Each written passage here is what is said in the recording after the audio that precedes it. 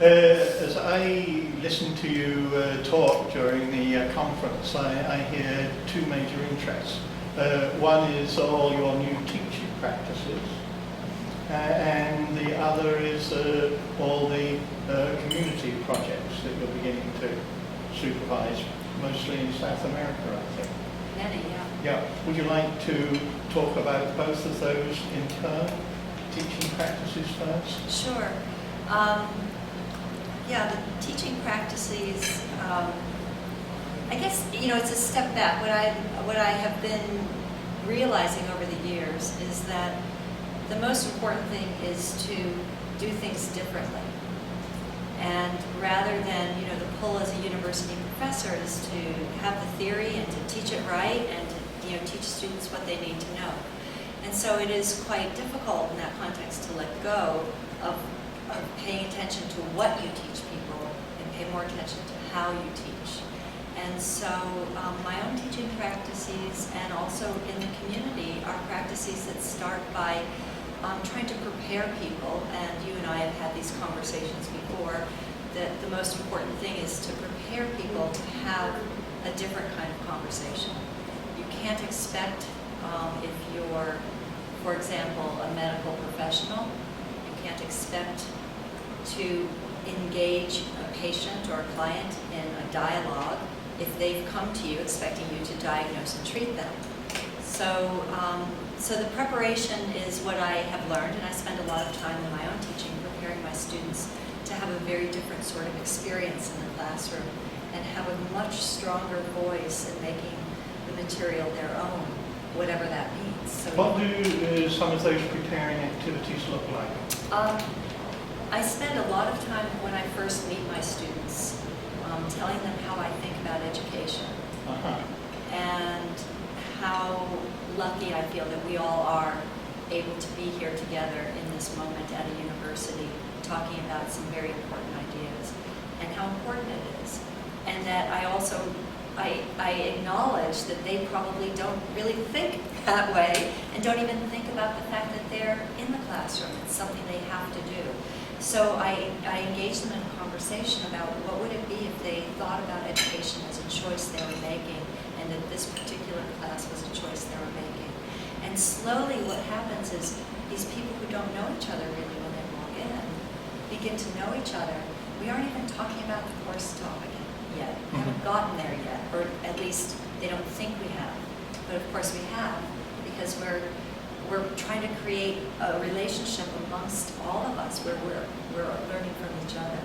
So that's just a small... So this leads them into all kinds of, in a sense, fairly practical activities. Very practical. And the first practical activity is just getting to know each other well. So, and then practical, where's it go? Well, oftentimes I might ask them, I give them a choice if you want to do this. I still believe that you can do the sort of typical things, but if you're doing it because that's what's comfortable for the student or that's what they prefer to do, then you're being very relational because you're being sensitive to what their preferences and choices are. So they have the option to do something like that, but then I challenge them as well to think about going out into the community, broadly defined, and designing and facilitating some kind of dialogue process. So I invite them to think about a community that they think could benefit from that. Not a community that they need to fix, not a community that's in trouble, just could benefit from being part of the dialogue process. Is there a small example in the small time you have available that you could give me? Sure. One of the more remarkable ones was when there was an uprising on campus because students were after winning hockey games, or if the Boston Red Sox had won, there'd be drunken brawls and riots, what they call celebratory riots. And so we've been talking about dialogue in the semester for several weeks, and on Monday morning in the classroom after this celebratory riot occurred, the students came in and they started saying, I can't believe the police, they're such pigs, and the administration, they don't want us to have fun. And I said, whoa, what about everything we've been talking about here? So as we unfolded that conversation, they decided this would be a great project for them. And what they did is they brought together several dialogue groups, and they were mixed with, police officers, administrators from the university, students, for Greek students, fraternities and sororities, as well as regular students, parents, bar owners in town, the shops that sell beer, that's their livelihood. So just about every one of these small groups. And they used sort of a mix of several forms of practice that we talked about, where they really prepared these people ahead of time, they gave them some questions to think about, how they would like them to think about being present in the dialogue. Anyway, fast forward, the byproduct was a very moving set of experiences where students, the most remarkable story I remember was the students saying that they were shocked when the chief of police broke down in tears, saying that he just didn't want to have to call another set of parents while holding a dead son and daughter in his arms because of this kind of thing. So, yeah, very moving experiences that then they are able to write about, not necessarily, in a highly academic way, but in a way of what kind of learning that invites. I'll ask you in a moment, perhaps relations to so-called academic research, but let me go on there. Some of this sounds to me very similar to, I know your project with Celiani on what you might call ethnomedicine, but a community project, which one would you like to describe? Well, yeah, that's really Celiani's project. Okay. And so I've been, but in my work in Brazil, because of Celiani and her colleagues, and my colleagues, I've been fortunate enough to be able to work in some very innovative community health centers, some located in some of the poor sections of the city of Ribeirão Preto, where I've been, and watch the way the collaboration between the community members and the healthcare providers, where the healthcare center actually becomes the community center, the place to come to take exercise classes, to learn cooking classes, to have parties, and so forth.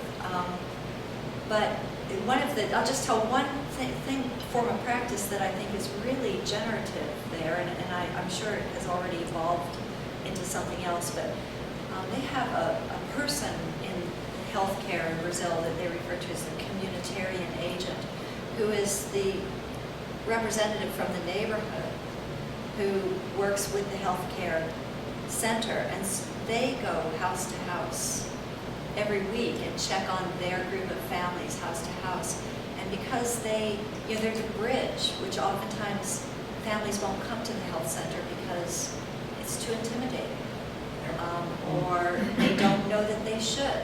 They think they should just live with this pain or this problem. So there are a lot of lessons.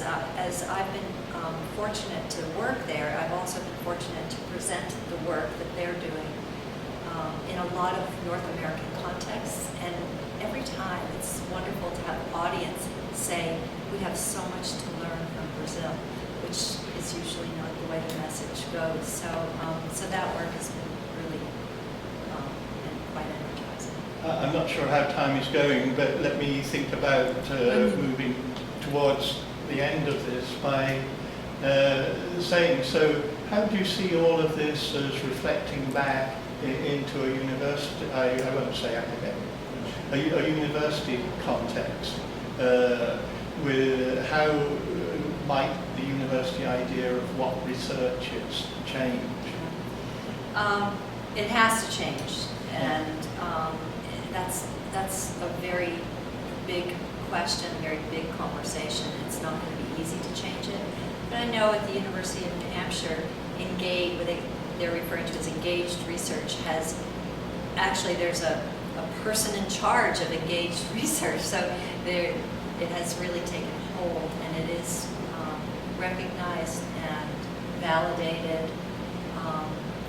I think it's a matter of teaching that it's it's an equally valid form of inquiry, and it's not better than or less than. It's a different way of engaging that has different outcomes, can touch people in practice more directly than a more standardized scientific method, which is also useful. So even after all these years, we might say we're still at a major beginning. Yes, we are, but with a lot more support now. Yeah. Thank you, John. Thank you, Sheila.